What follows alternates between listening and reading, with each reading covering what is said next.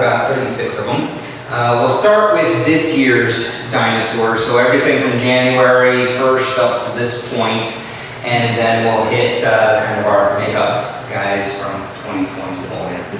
Okay, so for 2022, going in alphabetical order, we're going to start with Dinosaurus, and that's this guy.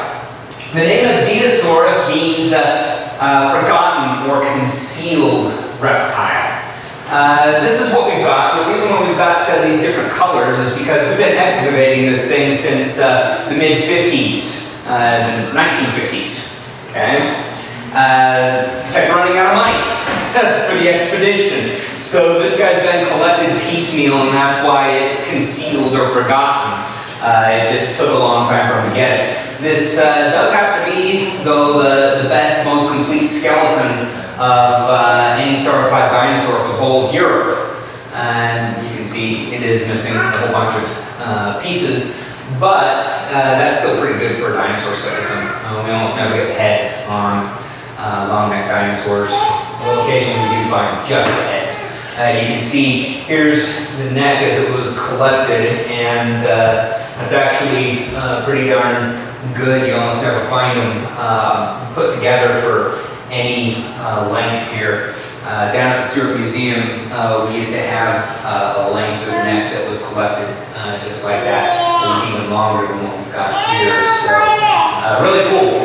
One of the weird things about this guy, it shows up during the late Cretaceous. And during that time, most of Europe had been underwater for most of the Cretaceous period. It was just a series of islands. And so you'll get a bunch of little guys like Jarrah, which you can see here in the park. And they're little sauropod dinosaurs because they're stuck on an island. This guy's much bigger. It was the biggest sauropod of its time, and it appears to come from a family of sauropod dinosaurs from the southern hemisphere. And what we think was happening was that Europe was drying out. Those islands were starting to connect up to Africa, and this guy just was a walking immigrant to some of these areas. So this guy comes out of Spain too, by the way. So here we have Shinosaurus. Not much to see here. I mean, you can see some backbones and ribs and stuff like this. This guy's out of the early Jurassic of China, and it is the first stegosaur. So it's early enough that it probably didn't look much like what we think of other stegosaurs, but the technical aspects of some of the bones tell us that it does belong in that group. Not too much of Shinosaurus, but it's still scientifically pretty important. Okay, this is Jarrah Onyx, out of Uzbekistan. And that's an area that is starting to kind of open up for exploration, so we're getting a lot of new species out of it. But they're all pretty fragmentary, so let me get bits and pieces here. This is the claw on the hand. Belongs to a group called the Alvarez Swords, and I happen to have a toy Alvarez sword here. These were small dinosaurs. They were built for speed, but that was more of a defense sort of a thing. They were probably more like insectivores, kind of teeny tiny little guys. And look at those arms. They had those bizarre little arms that were unusually strong, and they generally had a single claw on them. They might have like a couple of kind of leftover fingers, and it seems like Jarrah Onyx might have had that going on with it. We don't have too much of this guy, but enough to say that, yeah, it belonged to this group. It belonged to a subfamily called the Parvicursarines, and it's the oldest member of that group. So this is Wemasia. Different views of the only bone known for Wemasia, its brain case. Like this is from the back, that's where the spinal cord would go, and this is where it attaches to the neck bones, and so bits and pieces there. So that's enough to tell us that it's a unique animal, and it's a member of the Dinosaur clan. These are kind of weird meat-eating dinosaurs. Carmen Taurus just outside here is another member of the Dinosaurs. They were built more or less for speed, but they're famous for having ridiculously small arms. Now, for some reason, I don't know why, but I Papucia was armless.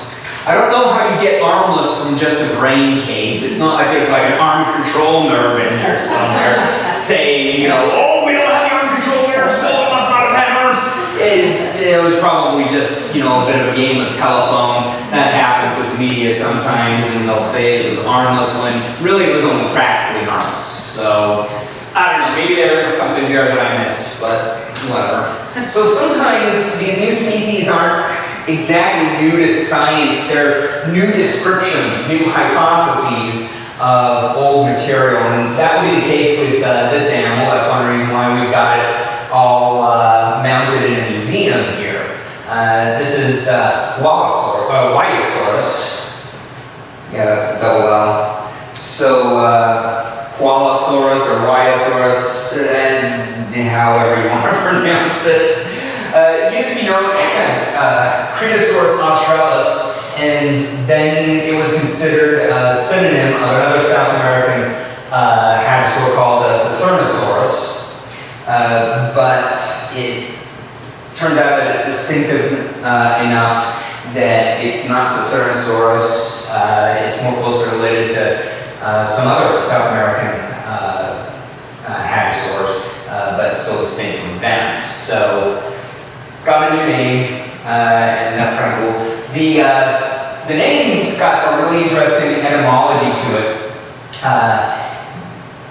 It means duck lizard, but it's kind of a portmanteau of Latin, or rather Greek.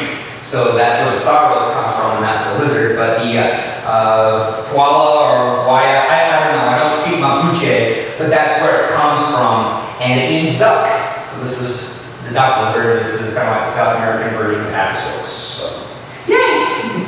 This is Ibrospinus, or at least a diagram of it, and each of these red dots is the material that they recovered. Not a lot to be said about this guy. Funny thing is that this is one of the better Spinosaurus skeletons worldwide.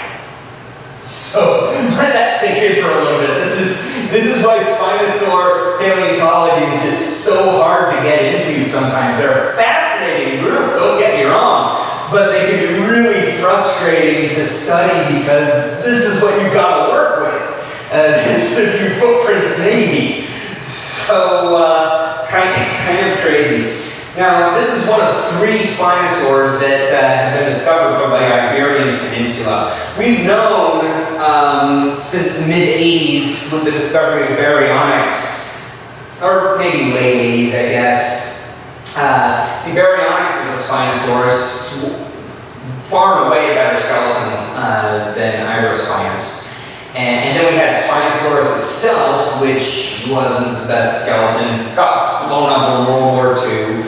But that was enough to say, well, up in Britain here and down in Egypt here, then there had to be some kind of a connection if these animals are related, some kind of geographical connection.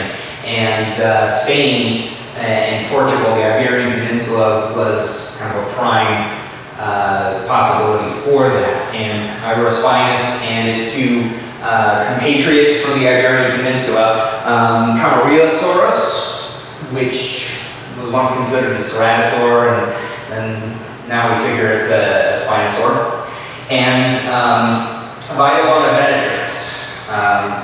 They confirmed that not only did we have Spinosaurs there, but we had a diversity of Spinosaurs. Footprint